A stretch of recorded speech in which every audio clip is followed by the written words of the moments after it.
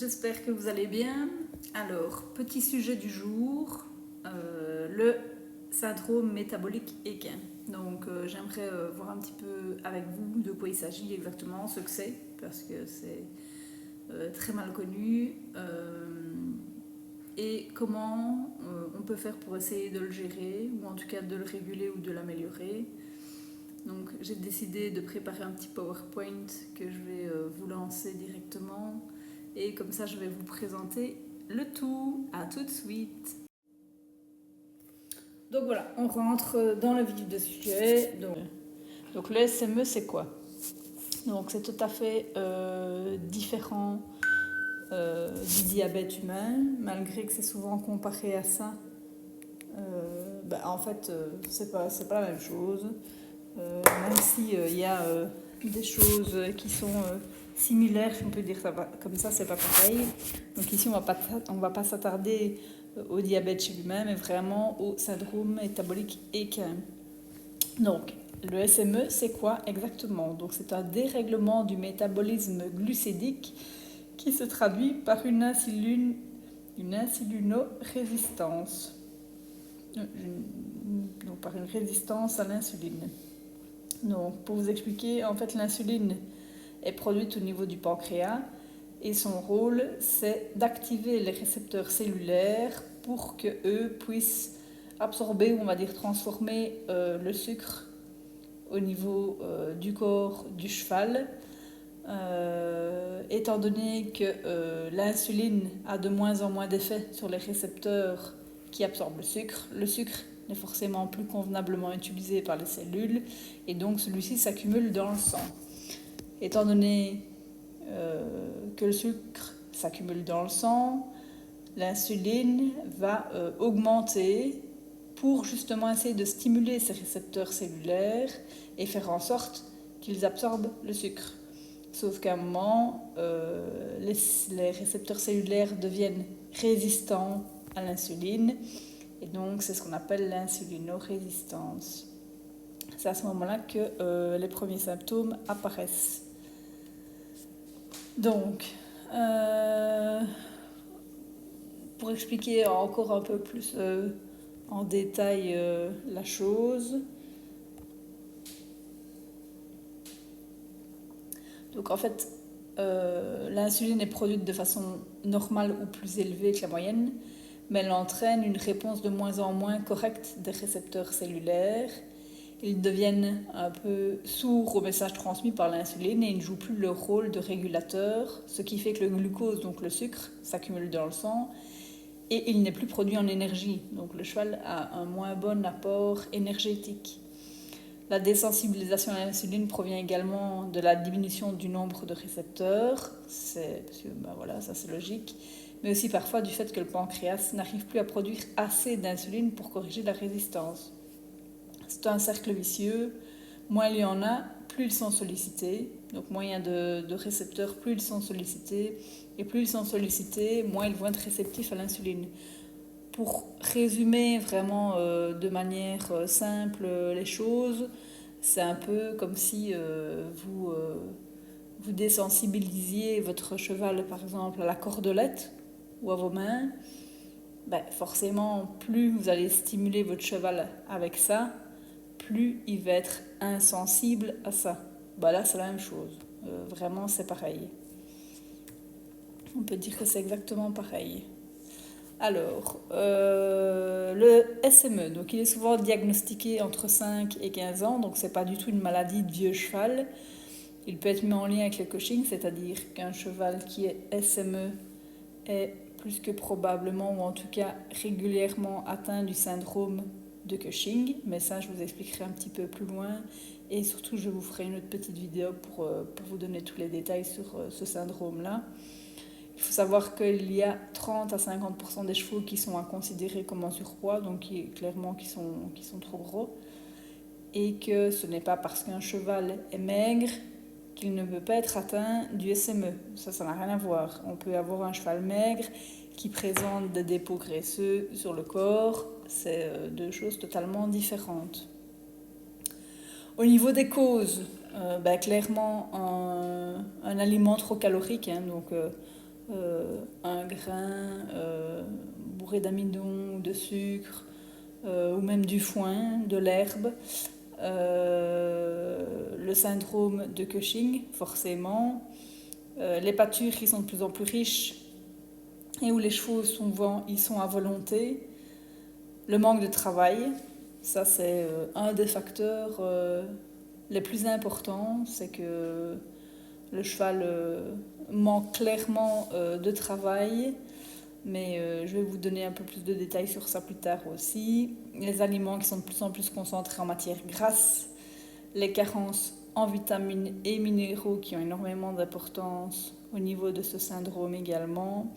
Et alors tout ce qui est les expositions aux perturbateurs endocriniens, donc ça c'est les pesticides, les insecticides, certains médicaments par exemple comme les antidouleurs ou certains produits de soins, vraiment ça c'est une liste non exhaustive de perturbateurs. Alors, au niveau des races prédisposées, donc on va en parler un petit peu. En général, on peut dire que tout ce qui est cheval rustique ou poney rustique, clairement, ils sont prédisposés à ce syndrome. Donc, on retrouve aussi les ânes, les Welsh, les quarters, les Islandais, les Shetland, les chevaux miniatures, les chevaux ibériques, les chevaux de franche montagne, les fjords, les Halfinger, etc. etc. Un cheval prédisposé dans un environnement sain ne va pas spécialement développer le syndrome, et un cheval qui n'est pas prédisposé, qui n'est pas dans un environnement sain, lui pourra par contre développer le syndrome. Donc ce n'est pas parce que le cheval n'est pas pris dans cette liste de races qui n'est d'ailleurs pas à 100% complète, hein, c'est des exemples, qui n'aura jamais de problème. Donc, quels sont les symptômes? Donc, ici j'ai zappé sur la page un peu plus vite que prévu, mais clairement la fourbure. Donc 90% des fourbures sont liées à un taux d'insuline élevé dans le sang. Donc sur la première image ici on voit un cheval qui est clairement en crise de fourbure de par la position qu'il a. Si vous voulez plus de détails sur les fourbures, pareil, il y a une petite vidéo qui va être mise en ligne spéciale pour les fourbures, donc on pourra reparler de tout ça. Les apparitions de dépôts d'amas graisseux qui sont localisés sur certaines parties du corps. Donc on voit ça sur les deux photos d'en bas. On voit clairement des dépôts graisseux sur le corps. Un chignon, donc ça vous prenez par exemple la photo du milieu, clairement il y a le chignon, donc sur le dessus de l'encolure on voit clairement la marque du chignon, ça c'est un symptôme qui est assez flagrant aussi. Et alors, je veux dire la petite bedaine du cheval en fait partie aussi. Alors, ce qu'il faut savoir, c'est que le cheval devient léthargique. Donc ça, c'est des choses qu'on peut voir aussi, car il a de moins en moins d'énergie. Ça, on l'a vu tout à l'heure. Hein. Donc, normalement, les récepteurs cellulaires transforment le sucre en énergie. Moins ça fonctionne, moins il a d'énergie. Donc, plus il est léthargique. Et forcément, plus il est léthargique, moins il a envie de bouger. Et donc là, on rentre aussi dans un cercle vicieux parce qu'on verra qu'une des pistes pour cette maladie, c'est clairement de faire bouger le cheval. Donc ici, en fait, moins on lui demande de bouger, moins il va produire de glycogène. Et donc là, on est parti pour la gloire, si on peut dire ça ainsi. Alors il y a aussi les symptômes qui ne sont pas visibles, à savoir l'augmentation du rythme cardiaque. Souvent ça induit une sténose du foie. Donc grosso modo, vous avez déjà entendu parler du foie gras chez les oies. C'est un peu pareil. Et alors le microbiote qui est de moins en moins diversifié. Donc les micro-organismes qui sont présents dans l'intestin sont de moins en moins diversifiés, ce qui fait que ça fonctionne moins bien, évidemment. Alors, comment diagnostiquer le SME? Donc, déjà via les symptômes qu'on vient d'énumérer. Et clairement, il y a énormément de tests différents qui sont possibles. Il y a une prise de sang. Je ne vais pas les énumérer toutes. Ils ont tous leurs qualités et leurs défauts. Mais sachez que en général, on déconseille quand même que le cheval soit totalement à jeun ou qu'il soit hyper stressé. Et que si vous faites des tests, plusieurs fois le test, on essaye de toujours faire le test dans les mêmes conditions, aux mêmes heures, voilà, d'essayer de respecter ça un maximum. Alors, comment gérer le problème, donc le souci de SME?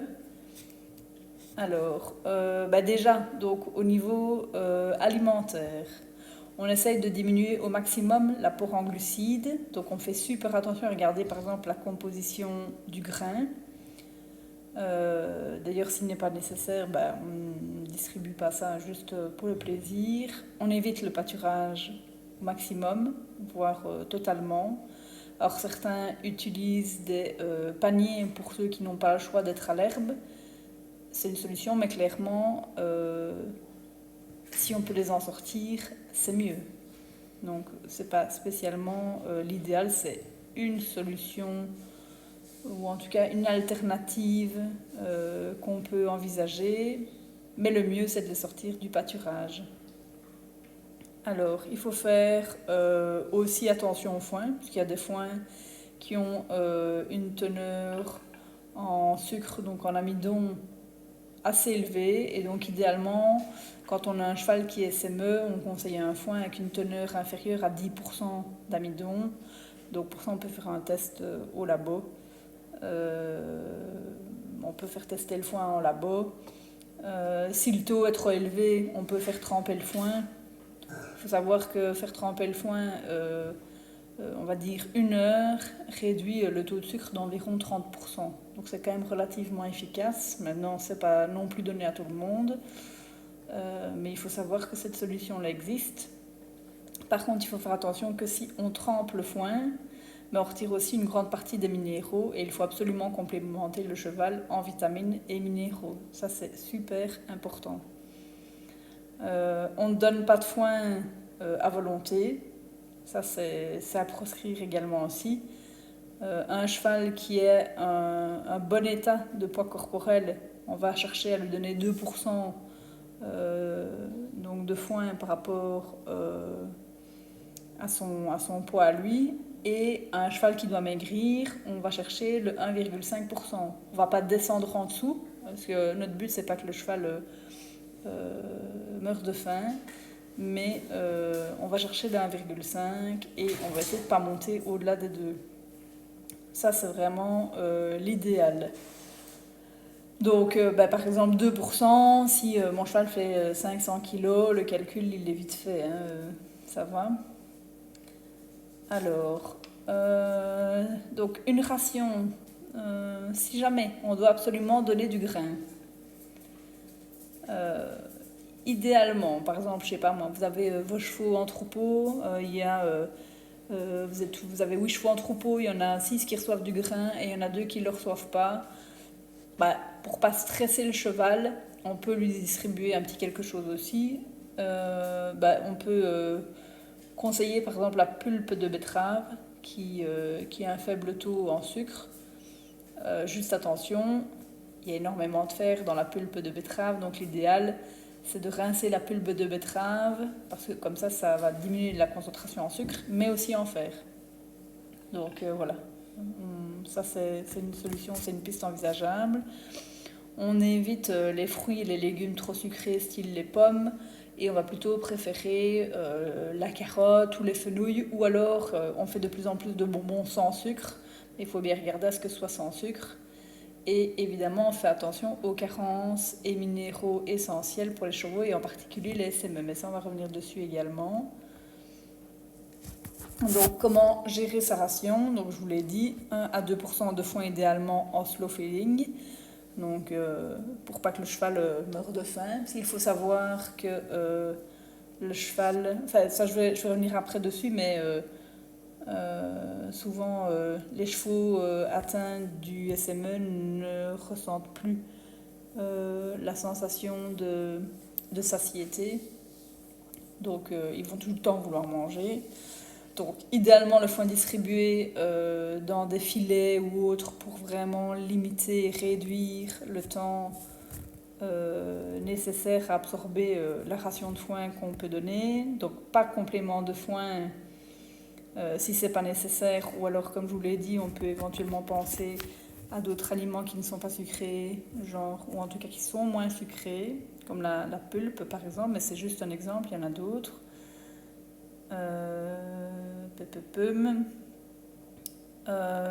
Les protéines, c'est ok, mais pas en excès. On peut peut-être partir sur des oméga 3, donc du lin ou de l'huile de lin d'ailleurs, donc du lin extrudé ou de l'huile de lin. Le tourteau de soja est pas mal aussi, mais il est plus protéiné, donc là déjà on fait un petit peu attention. On essaye de ne pas dépasser, ou en tout cas même d'être à zéro au niveau amidon, parce que ben voilà, l'amidon c'est le sucre, hein, disons-le clairement. Les CMV pour combler les carences, ça c'est super important. Donc on essaye de viser un maximum de vitamine E. On essaye de rajouter aussi un petit peu de sélénium, mais il faut faire attention que le sélénium en excès, ça peut être toxique. Maintenant, on a plus souvent des carences que de l'excès en général. Calcium et magnésium, mais ça j'y reviens. Toutes les vitamines du groupe 8. On fait super attention au rapport phosphocalcique qui doit être d'1,5 à 2 idéalement. Je réfléchis.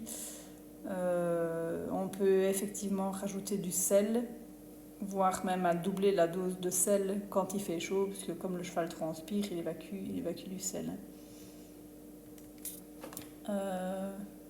Donc oui, tantôt je parlais de la satiété des chevaux. Donc clairement, il faut bien se dire qu'en général, un cheval qui est résistant à l'insuline, eh ben, il est résistant à la leptine. La leptine, c'est l'hormone de satiété. Donc ça veut dire que le cheval qui a un problème de résistance à la leptine, ben, il a tout le temps faim. Donc voilà. Il ne va pas à un moment s'arrêter ou en tout cas moins vite qu'un autre. Il a vraiment tout le temps faim. Donc ça, il faut faire super attention aussi.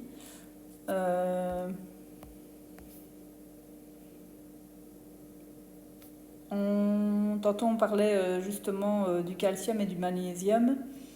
Donc pour le calcium, il permet de dégrader le glycogène en glucose, donc c'est super important.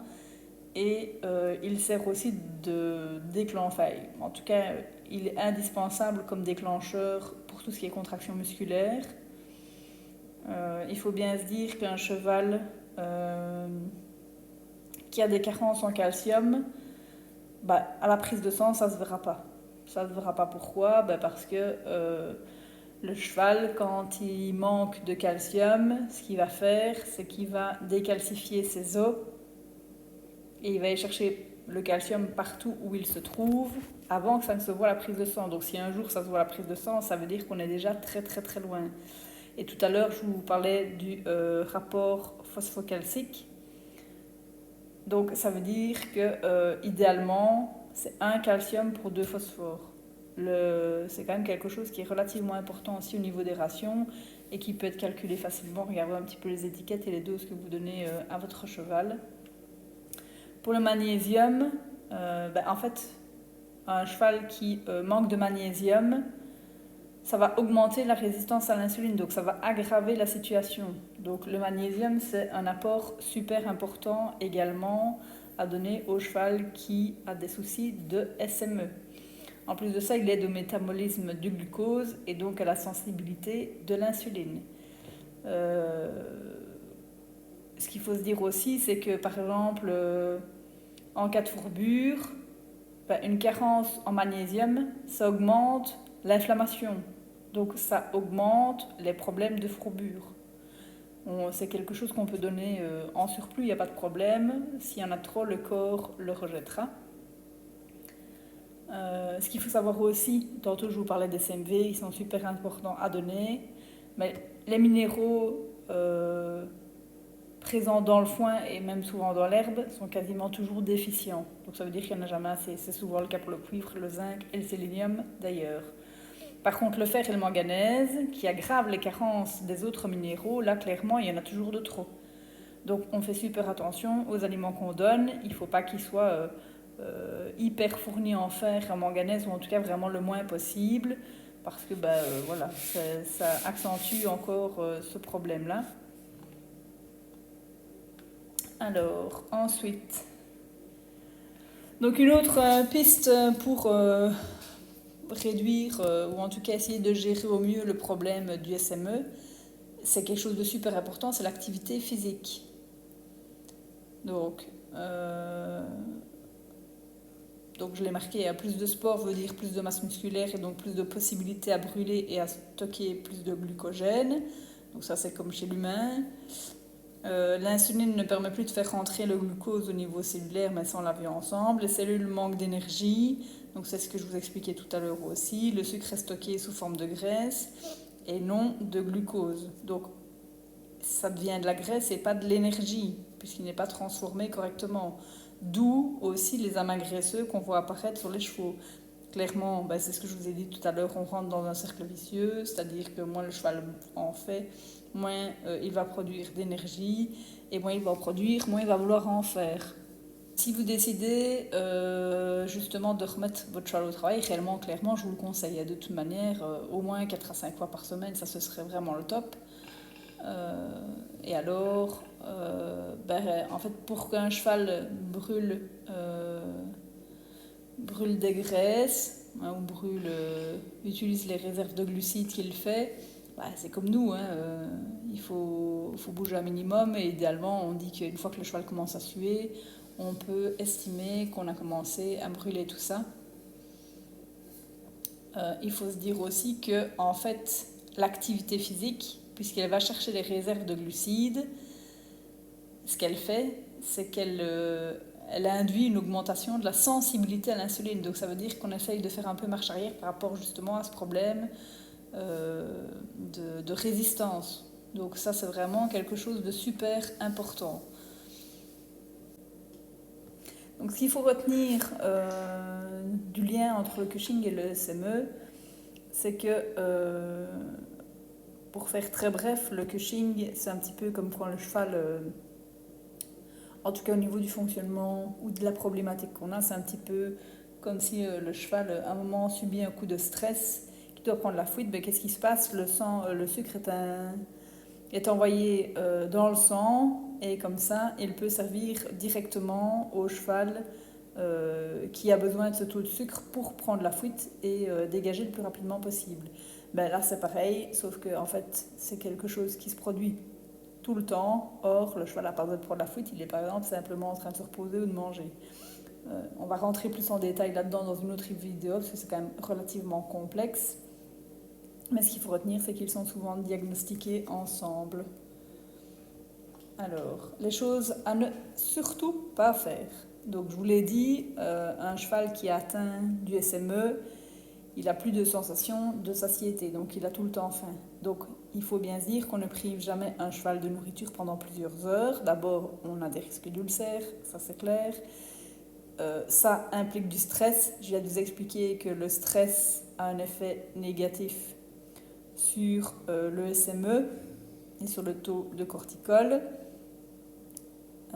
Et donc, comme je vous l'ai dit, il libère du sucre dans le sang qui est déjà bien trop présent en cas de SME, on augmente donc les problèmes rencontrés avec le syndrome. En plus de ça, un cheval qui est privé de nourriture, qu'est-ce qu'il va faire? Il va emmagasiner bien plus de matière que ce qu'il aurait fait en temps normal s'il n'avait pas été privé. Comme ça, il fait des stocks et il fait des réserves au cas où il est de nouveau privé de ça. Donc, on peut essayer de limiter, donc je vous ai dit avec les filets ou par exemple avec un panier, mais en aucun cas on ne le prive. Ça va? Ça, c'est vraiment le truc à retenir. Donc, en aucun cas on prive un cheval. C'est vraiment les choses importantes. Si jamais cette vidéo-là vous a plu, n'hésitez pas, vous pouvez toujours me mettre un petit commentaire. Ça me fera bien plaisir, surtout que je suis pas une pro de vidéos. Mais voilà, je reviens de toute manière avec vous pour le coaching. N'hésitez pas à vous abonner à la page. Comme ça, vous avez accès à toutes les vidéos bêtement en cliquant sur la chaîne. Et alors, voilà, on se revoit pour un autre épisode, dont notamment le coaching. À bientôt, au revoir.